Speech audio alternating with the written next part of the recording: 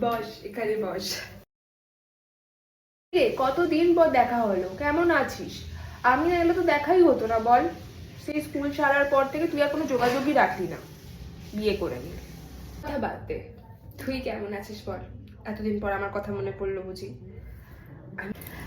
আমি আমি এখন সাইকোলজিস্টের প্র্যাকটিস করছি। আর তোর বল কি খবর? তুই তো বলেছিলিস যে ডান্স নিয়ে এগোবি, সবাইকে ডান্স শেখাবি, কত স্বপ্ন তোর, নিজের একটা ডান্স একাডেমি খুলবি।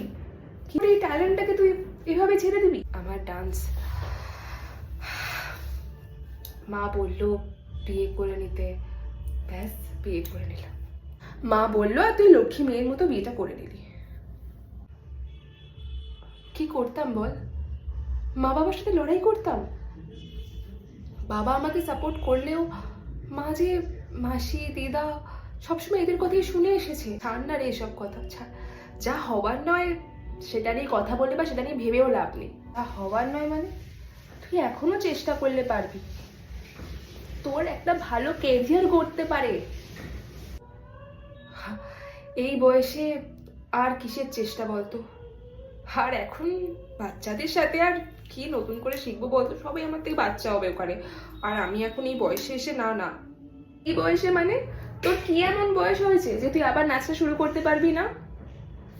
শোন না, নাচটা আবার শুরু কর। তুই নাচের কোর্সটা কমপ্লিট কর না। শিখতে গেলে না কোনো কিছু লজ্জা করা চলে না, বাচ্চাদের সাথে শিখবো, সো হোয়াট? শেখার কোনো বয়স হয় না জানিস তো। আমাদের যখন ইচ্ছে করবে, যখন আমাদের ভেতরে এই চেষ্টাটা থাকবে না, আর চোখে অনেক স্বপ্ন, দেখবি ঠিক আমরা পারবো।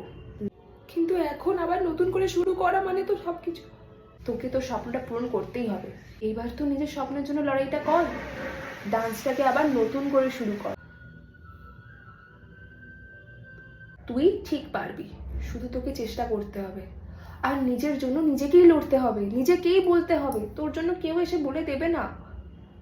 কিছু করতে গেলে, নিজের পায়ে দাঁড়াতে গেলে না, মেয়েদের অনেক সংগ্রাম করতে হয়, আর করতেই হবে। দেখ, আমরা শুধু চেষ্টা করতে পারি, বাকিটা ওপরওয়ালার হাতে।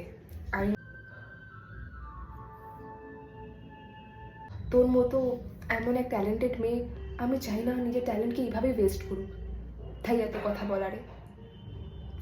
চল এবার আমি উঠি। তুই খেয়ে গেলি না?